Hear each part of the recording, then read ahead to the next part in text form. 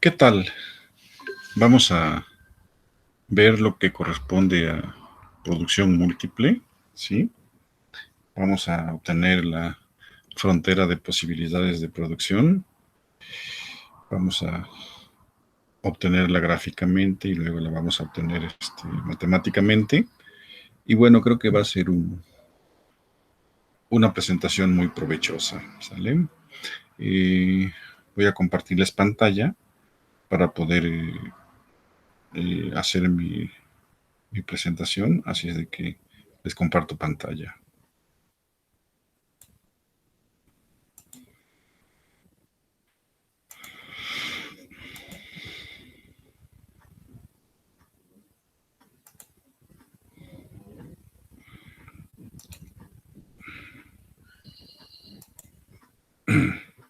Ahí está ya. Miren ustedes. El tema, como les dije, es producción múltiple y este tema nos exige que desarrollemos algunos otros instrumentos. ¿Por qué? Porque hasta ahora hemos visto el equilibrio parcial. Por ejemplo, vimos la maximización o la optimización en la teoría de la producción cuando se producía solamente un insumo. Entonces teníamos un producto, perdón. Entonces tenemos el caso, por ejemplo, aquí, donde X está en función de Kx y de Lx. Aplicamos el criterio de asignación óptima y encontramos que la maximización de la producción sujeto a una restricción presupuestaria del productor ocurría aquí, donde la tasa marginal de sustitución técnica de, de KL en la producción de X era igual a la relación de precios de los insumos. Acá en el caso de Y, pues ocurrió lo mismo. Aquí en Y tenemos Y en función de KY, LY. Y también encontramos que la asignación óptima ocurría justamente aquí, donde la tasa marginal de sustitución técnica de KL en la producción de Y era igual a W sobre R. Hasta ahí vamos bien. Esto se conoce en teoría microeconómica como equilibrio parcial. Sin embargo, ahora vamos a pasar a lo que se conoce como producción conjunta. ¿Sí? Esto es, ¿qué ocurre cuando la empresa decide producir más de un solo bien? Esto es, produce dos o más bienes y lo quiere hacer de forma conjunta, quiere optimizar la producción, ¿sí? Pero de manera conjunta. Entonces, la teoría económica que hemos visto hasta aquí ya no nos permite eh, avanzar en ese sentido. Entonces, necesitamos hacer algunos arreglos, ¿sí?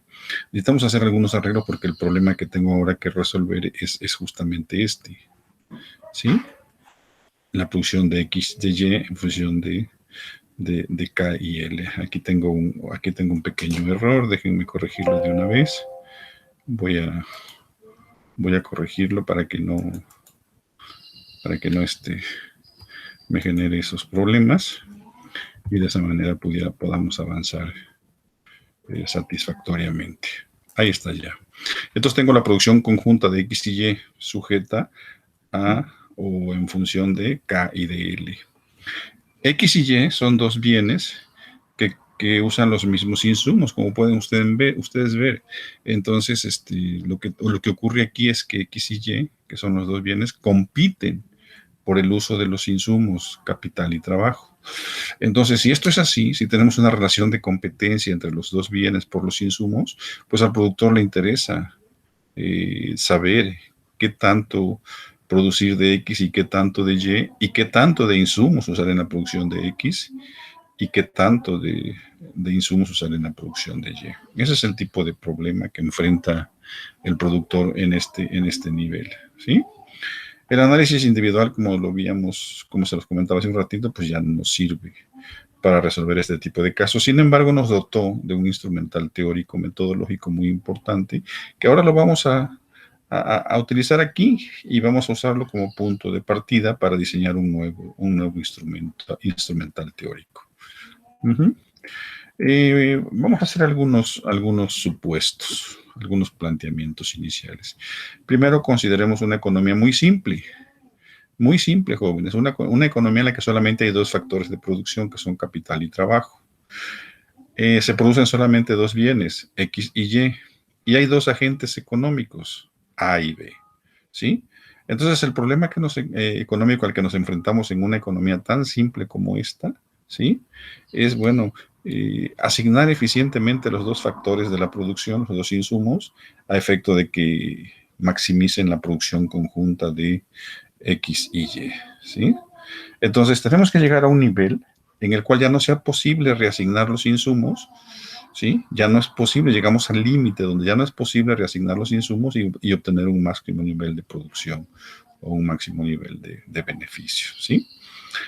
Hasta ese punto tenemos que llegar, hasta el límite en el cual ya no es posible una reasignación de insumos, ¿sí? Entonces, con el fin de lograr esto, vamos a suponer que las funciones de producción que vamos a utilizar, la función de producción de X y la función de producción de Y son continuas, son diferenciables, son estrictamente cóncavas, eso quiere decir que tienen un máximo, ¿sí? Está presente la ley de los rendimientos decrecientes y estas características nos van a dar lugar a un conjunto convexo de posibilidades de producción, ¿sí? Que lo vamos a denominar en lo sucesivo frontera de posibilidades de producción. Su forma la vamos a analizar y vamos a ver que de la forma que adopta esta frontera de posibilidades de producción, que le voy a llamar FPP en lo sucesivo, describe muy bien el concepto de costo y oportunidad, ¿sí? Que lo vamos a comentar aquí. Entonces, miren ustedes, aquí está. Tengo mis dos funciones de producción, la producción de X, que está en función de KX y de LX, y la producción de Y, que está en función de KY y LY. Vamos a asumir que la cantidad de capital y de mano de obra se agota en el proceso productivo, esto es, no hay excedentes, no hay sobrantes. Entonces, a la cantidad total de capital le voy a llamar K barra, y K barra se va a gastar en la producción de X y en la producción de Y. Y al total de insumo mano de obra le voy a llamar L barra, y L barra se va a agotar en la producción de X y en la producción de Y, ¿sí? Entonces, no tengo sobrantes, no hay sobrantes. Esto me va a generar un instrumento, ahorita que las voy a combinar para abordar el problema de la producción conjunta, me va a generar un instrumento que se conoce como caja de Edgeworth.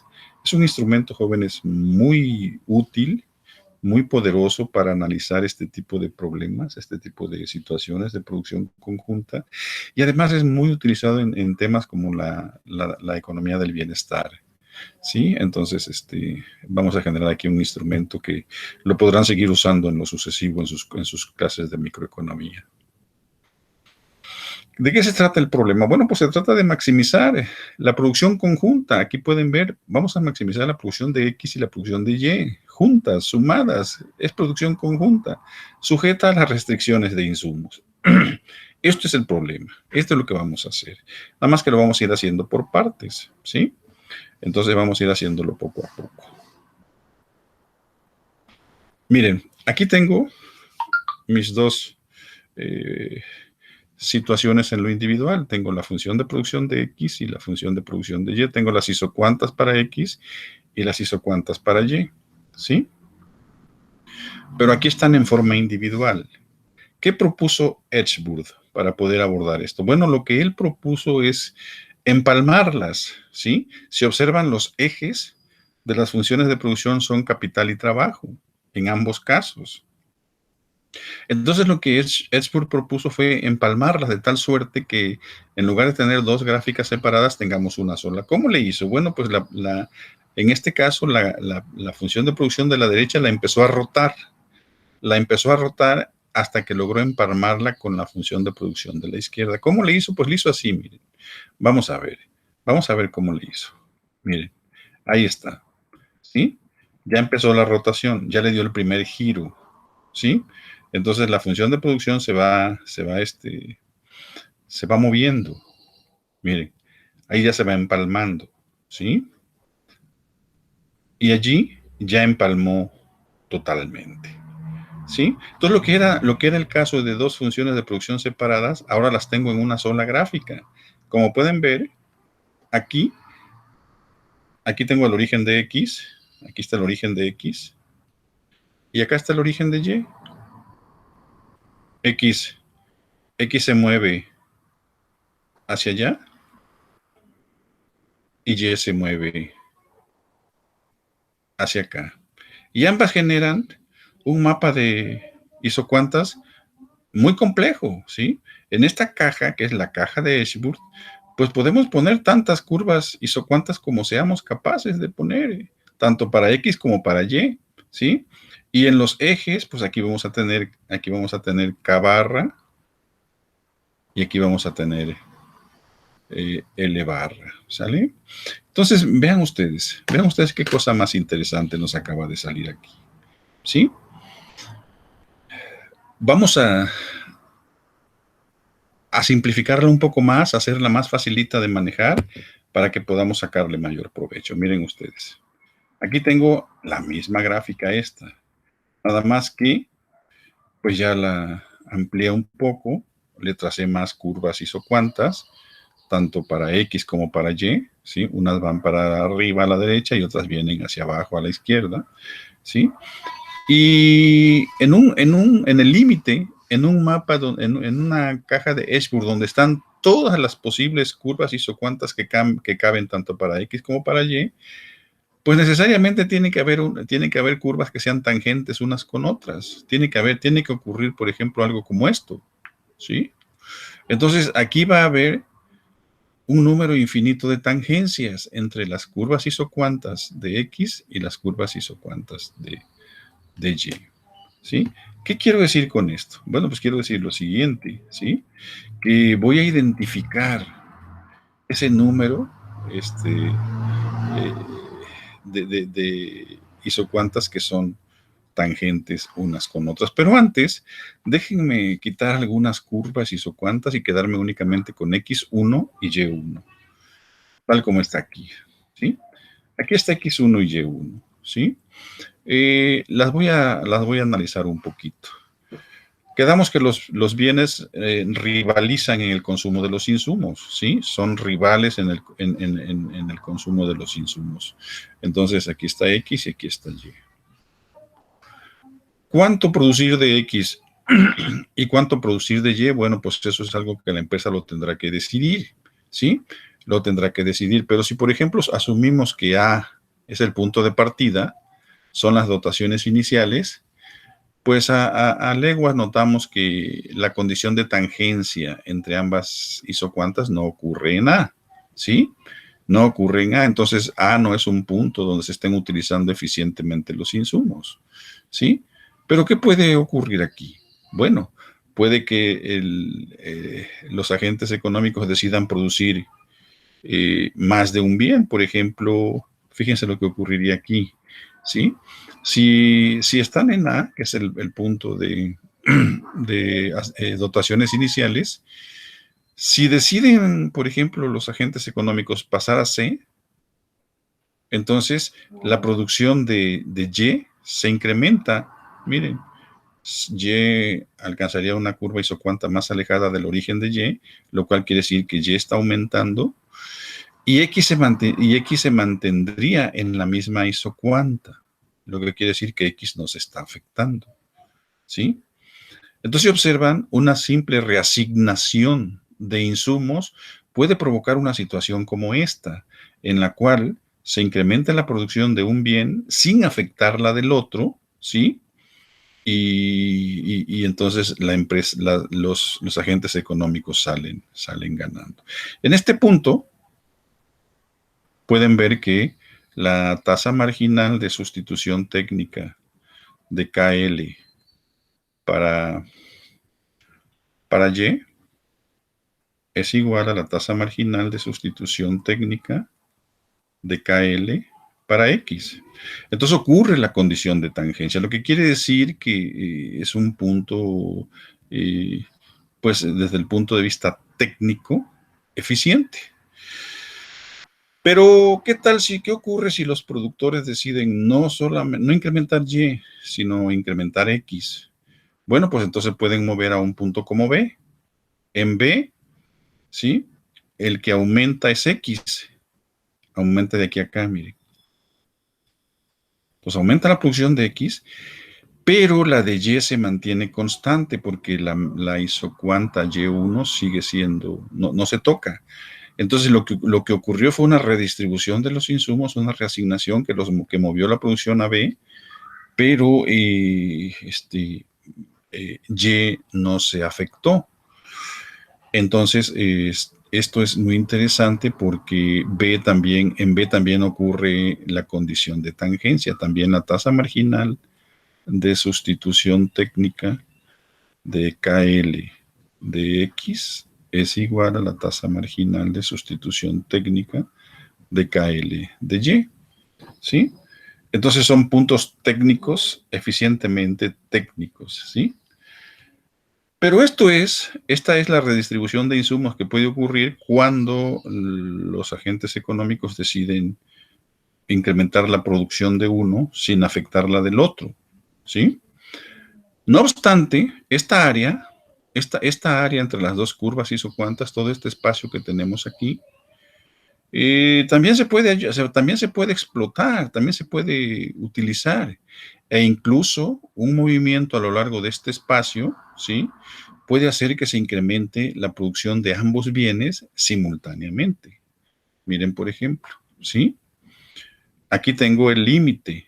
Aquí tengo, por ejemplo, un punto como este punto T, en el cual la redistribución de insumos llegó a un nivel en el cual X1 aumentó de X1 a X2 y Y aumentó de Y1 a Y2.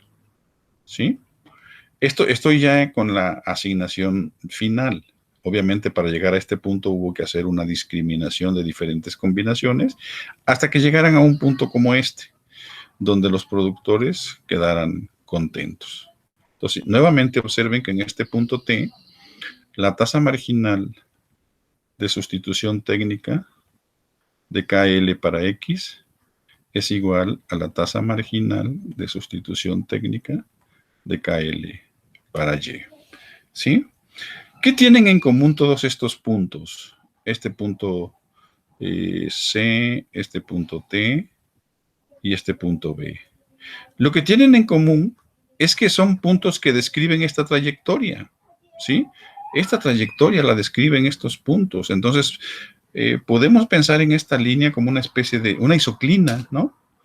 Una isoclina como esta, jóvenes, que une puntos donde las tasas marginales de sustitución técnica en la producción de X y Y son iguales, ¿sí? Esta curva que me describe allí, que me está generando, se le conoce como curva de contrato, ¿sí? ¿Y qué es la curva de contrato? Bueno, es la línea, ¿sí? Que une puntos en una caja de Edgeworth donde las tasas marginales de sustitución técnica de X y Y, ¿sí? Son iguales, manteniendo todo lo demás constante. El ceteris paribus es fundamental porque quiero únicamente centrarme en lo que ocurre adentro de la caja de Edgeworth, ¿sí? Entonces, esta línea roja, ¿sí? Que la podemos prolongar hasta el eje, la podemos prolongar aquí así, por ejemplo, hasta los interceptos, y acá también genera el concepto de curva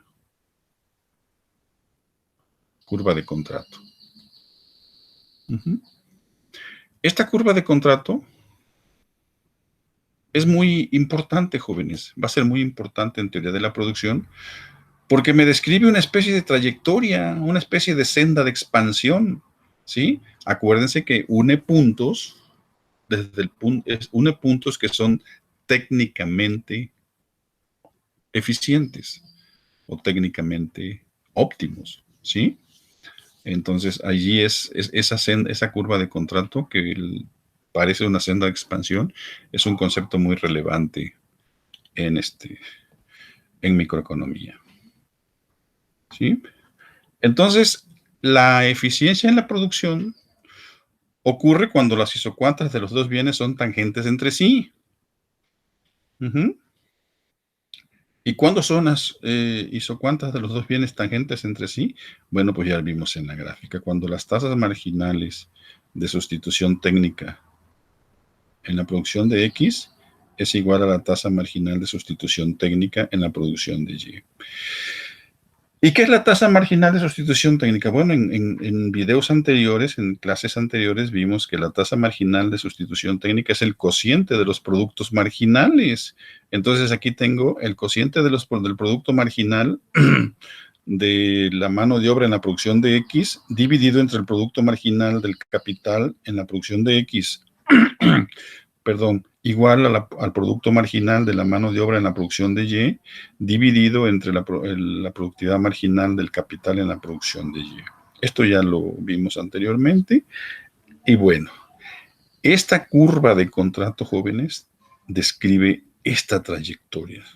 Si esta condición no es alcanzada, si este punto no es alcanzado, quiere decir que es posible todavía reasignar más los insumos hasta alcanzar esta condición, ¿sí? Entonces, una vez que hemos alcanzado esta condición, una vez que estamos a lo largo de la curva de contrato, pues ya no va a ser posible reasignar los insumos. Ya no va a ser posible, por ejemplo, incrementar la producción de uno de los dos bienes, que puede ser X o Y, sin afectar la producción del otro, ¿sí? Sin afectar la producción del otro. Entonces, a esta condición se le va a llamar óptimo de Pareto, ¿sí? Entonces, ¿cuándo alcanzamos un óptimo de Pareto en la teoría de la producción? Bueno, pues cuando ya no es posible incrementar la producción de un bien sin que se afecte la producción de otro bien, ¿sí? Cuando eso ocurre, estamos hablando, jóvenes, de un óptimo de Pareto, ¿sí? ¿Cuántos puntos de tangencia hay a lo largo de la caja de Edgeworth? Pues hay un número infinito, jóvenes, hay un número infinito. Aquí en la gráfica que tenemos, que están ustedes viendo, nada más tengo unos cuantos, ¿sí? No es posible poner más, no hace falta además poner más, pero sí pueden imaginarse ustedes que entre este y este hay un número infinito de puntos de tangencia, igual entre este y este. Entonces, la curva de contrato es una isoclina, jóvenes, que engloba todos los potenciales puntos de tangencia entre las isocuantas. Muy bien. Esa curva de contrato la vamos a utilizar para hablar de eficiencia técnica, pero también de eficiencia económica en la producción en la producción conjunta. Pero muy bien, ¿sí? Vamos a ver las propiedades matemáticas de este punto de equilibrio. Miren ustedes, lo que tengo aquí es quiero demostrar que lo que la gráfica me está diciendo es correcto. Entonces vamos a maximizar la producción de X, que está en función de KX y de LX, sujeto a que la producción de Y no se afecta. Entonces Y no se toca. Entonces Y, que está en función de KY y LY, no se toca. Pero además vamos a poner las restricciones de los insumos. KX más KY es igual a K barra, y LX más LY es igual a L barra. Estas son las restricciones de las dotaciones iniciales de insumos. Aquí lo que estoy haciendo es despejando, por ejemplo, en la primera restricción del insumo capital, hago que KY, despejo KY, y KY es igual a K barra menos KX, y LY es igual a L barra menos LX, ¿sí? También puedo despejar KX, o sea, no tiene que ser KY ni LY. En realidad puede ser cualquiera de los dos insumos. Entonces, si despejo KX, pues KX es igual a K barra menos KY y LX es igual a L barra menos LY. Ahí va. Entonces, ¿para qué hago estos despejes? Bueno, porque los voy a tratar de insertar en mi función objetivo, ¿sí? En mi función objetivo, sobre todo en mi lagrangiano, y de esa manera hacer más fácil la prueba. Voy a probar las propiedades matemáticas de este punto de equilibrio que acabamos de encontrar, ¿sí? Entonces, miren ustedes, si sustituimos KX y LX en Y, ¿sí? Así como está aquí, entonces vemos que Y, ¿sí? Y es igual a, o está en función de K barra menos KX, que era, esto es KY, menos, coma, L barra menos LX, y esto es LY. Entonces, este es KY y esto es LY, tal como lo planteamos acá, ¿sí? Acá, ¿sí? Muy bien. Entonces, construimos nuestro lagrangiano, ¿sí? Aquí tenemos nuestro lagrangiano, y nuestro lagrangiano nos dice lo siguiente: lagrangiano es igual a la función objetivo. Voy a trabajar la función, voy a maximizar la función X, sujeto a que Y no se mueve, no se toca, y sujeto a las restricciones de los insumos. Entonces, el lagrangiano queda de la siguiente manera: la función de producción de X, que está en función de KX y LX, ¿sí? Más lambda, que multiplica a Y menos, ¿sí? Esta Y menos esto, menos Y K barra menos KX, coma, L barra menos LX. Ahí está, ¿sí? Ahora voy a optimizar mi lagrangiano, voy a aplicarle las condiciones de primer orden, tal como ustedes saben que lo tenemos que hacer. Entonces, las condiciones de primer orden establecen lo siguiente: voy a identificar las variables relevantes, son KX, LX y Y y lambda. Entonces voy a obtener mis derivadas parciales. Aquí la derivada de lagrangiano, por ejemplo, con respecto a LX, es igual a la derivada de X con respecto a LX. Es esta, la derivada de esta con respecto a LX. ¿Dónde más está LX? LX está acá. Acá la pueden ver, ¿sí? Entonces, menos, porque tiene signo negativo, lambda, que multiplica, ¿sí?, a la derivada de Y con respecto a LY, que es esto es LY, ¿se acuerdan? Luego, por la derivada, perdón, aquí me equivoqué, es LY, ¿sí? Por la derivada de LY con respecto a LX. Esto es lo que se conoce como la regla de la cadena, ¿sí? Entonces, esto es LY, por eso tengo que aplicar la regla de la cadena, ¿sí? Y ya, aquí me queda que lambda, despejo lambda, ¿sí? Y lambda es igual a lo siguiente. Lambda es igual a negativo, la productividad marginal de L en X, que es dividido entre ¿sí? Acuérdense que este lo pasé para el otro lado y empiezo a despejar sobre la productividad marginal de L, Y. Esto es igual a lambda. ¿Y por qué tengo aquí que la derivada de LY con respecto a LX es igual a -1? Bueno, pues por una razón muy simple, ¿sí? Yo voy acá, aquí está la derivada de LY, derivo LY con respecto al X y me queda que es igual a menos 1, como está aquí. Aquí lo pueden ver, ¿sí? Entonces, a la hora que este término lo pase para el otro lado, paso con signo positivo, pero como este es negativo, entonces me generó un menos ahí en la expresión.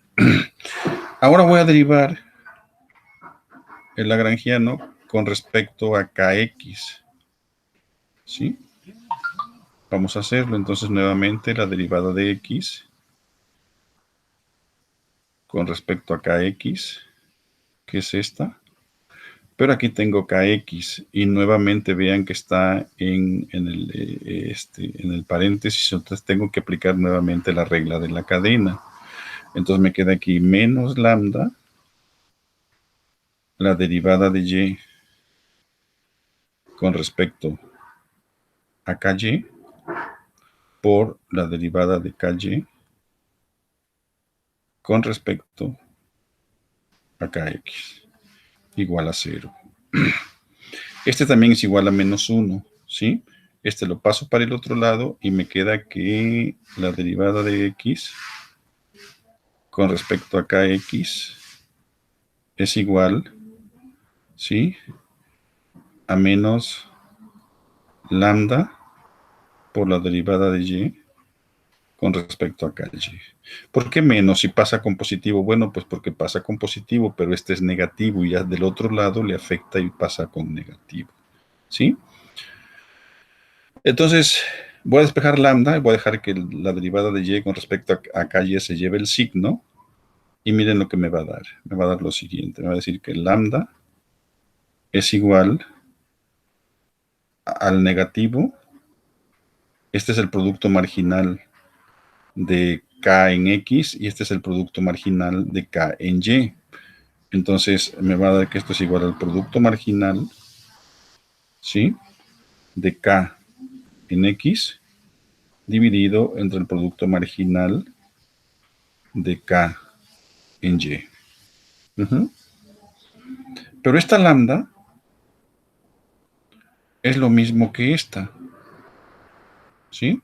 Entonces aquí tengo un valor para lambda y aquí tengo otro valor para lambda, ¿sí? Entonces las junto, los igualo y me queda que lambda es igual por un lado, al cociente de las productividades de marginales de L en X y en Y por otro lado es igual a las productividades marginales de K en X y Y, ¿sí?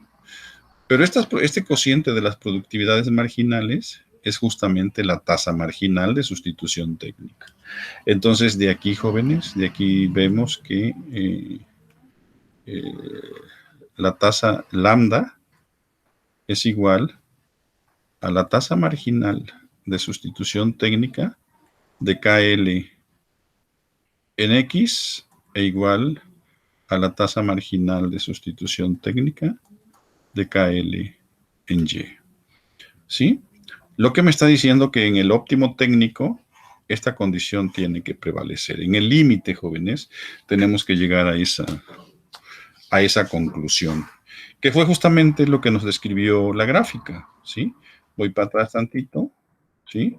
Entonces, si observan, o aquí, ¿sí? Pues si pueden ver, las condiciones de tangencia se cumplen a lo largo de la curva de contrato, ¿sí? Que fue a lo que llegamos aquí. Entonces, esta ecuación corrobora la conclusión a la que habíamos llegado previamente con respecto a la eficiencia técnica en la producción, ¿sí?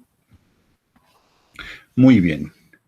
Entonces, encontramos? Pues encontramos que este es el punto, este es el límite, es el nivel máximo al que puede aspirar una empresa que desea reasignar eficientemente sus insumos para maximizar la producción de dos bienes, la producción conjunta de X y de Y, ¿sí? Entonces, a esto se le conoce justamente como óptimos de Pareto, ¿sí? Entonces, el óptimo de Pareto es justamente el punto de equilibrio en el que ya no es posible incrementar la producción de un bien sin afectar la producción de otro bien. Ujú. Entonces, la curva de contrato, todos los óptimos de Pareto que hay en la producción se encuentran sobre la curva de contrato. No existe un solo óptimo de Pareto fuera de la curva de contrato, jóvenes. ¿Por qué? Porque la condición de tangencia entre las isocuantas es una condición necesaria y suficiente para que exista un óptimo de Pareto. Muy bien, una vez que ya vemos que la curva de contrato describe todos y cada uno de los puntos de eficiencia técnica en la producción, ahora estamos en condiciones de obtener la frontera de posibilidades de producción. Hagámoslo. Miren ustedes. Aquí tengo mi caja de Edgeworth, ¿sí?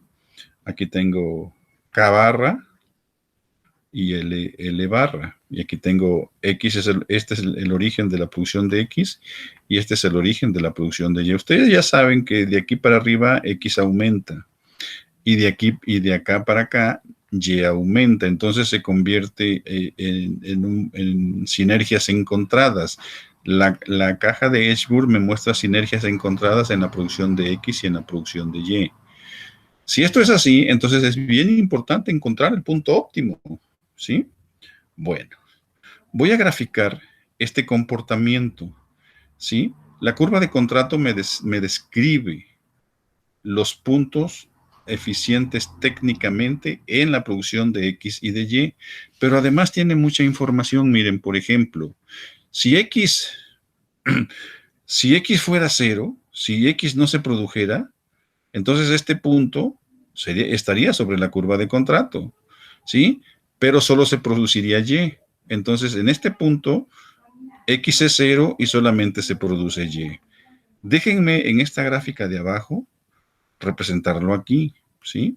Aquí tengo la producción de Y y aquí tengo la producción de X. Entonces, en este punto, ustedes pueden ver que solo se produce y X vale, X es cero.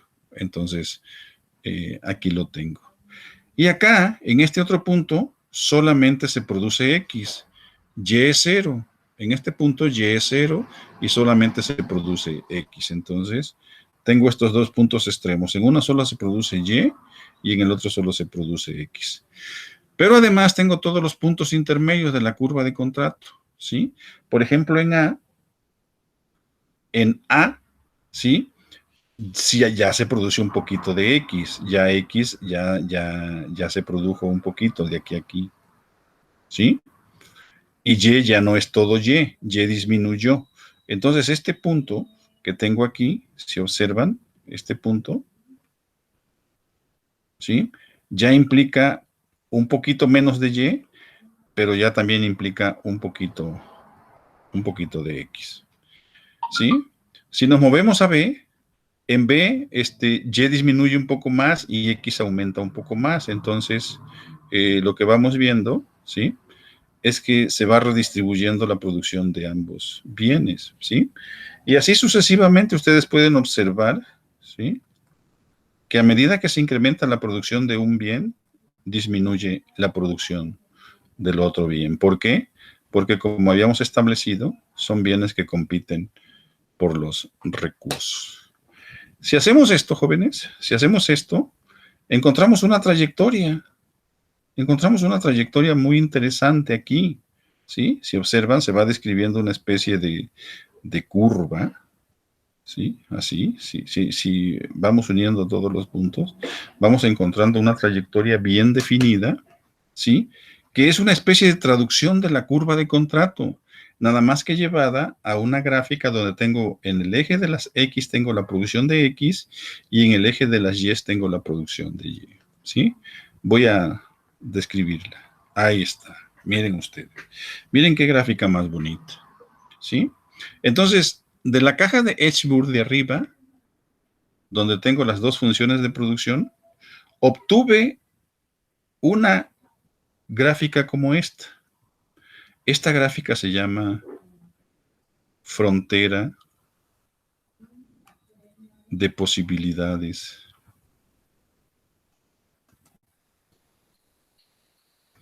de producción, ¿sí? mejor conocida como la FPP. Y vean nada más, es una gráfica, ¿sí? Es una curva que me permite describir todas las posibles combinaciones de X y de Y que se pueden producir con una determinada cantidad de insumos, jóvenes. ¿Cómo ven? Entonces, es una especie de traducción de la curva de contrato. De hecho, es la curva de contrato, pero plasmada en un cuadrante donde tengo la producción de X por un lado y la producción de Y por el otro, ¿sí? ¿Qué característica tiene esta FPP? Bueno, son puntos óptimos, técnicamente hablando, ¿sí? Son puntos óptimos, ¿sí? Y van desde la producción de cero de un bien hasta la producción de cero del otro bien, ¿sí? Entonces, me describe todas las combinaciones, jóvenes, de X y Y que las empresas pueden, que la empresa puede producir, ¿sí? Sin salirse desde el concepto de óptimo técnico o del óptimo de Pareto, ¿sí? Esta FPP observa o contiene un montón de información muy relevante, jóvenes, muy relevante, ¿sí? Es una curva sumamente utilizada en economía, ¿sí? De hecho, algunos libros de microeconomía empiezan hablando de la producción y empiezan hablando de la FPP, ¿sí? Aquí, pues ya vieron cómo se obtiene gráficamente, ya vieron de dónde salió, ¿sí? Y ahora, aquí la tengo en limpio, miren qué bonita. Ahora lo que sigue, ¿sí? Es que voy a trabajarla, voy a utilizarla. Entonces, en el siguiente video voy a hablar de la pendiente de la FPP, qué información encierra la pendiente de la FPP y sobre todo, jóvenes, les voy a enseñar a obtener la frontera de posibilidades de producción matemáticamente a partir de un caso práctico, ¿sí? Entonces, vean nada más qué importante va a ser esta contribución. Entonces, espero que la explicación haya sido clara, espero que no les deje lugar a dudas. Cualquier cosa, bueno, escríbanme, ¿sí? Para aclarar cualquier duda. Y en el siguiente video, entonces, continuamos con el análisis de la frontera de posibilidades de producción y la vamos a llevar hasta la teoría del equilibrio general, ¿sí? Pero necesitaba yo este instrumento para hablar de la eficiencia técnica en la producción y también de la eficiencia económica. Entonces, en el siguiente video vamos a ver las características de la FPP, qué significa su pendiente, y vamos a hablar de equilibrio competitivo. ¿Sale? Entonces, bueno, pues aquí le voy a dejar. ¿Sale? Saludos afectuosos y nos vemos en el siguiente video.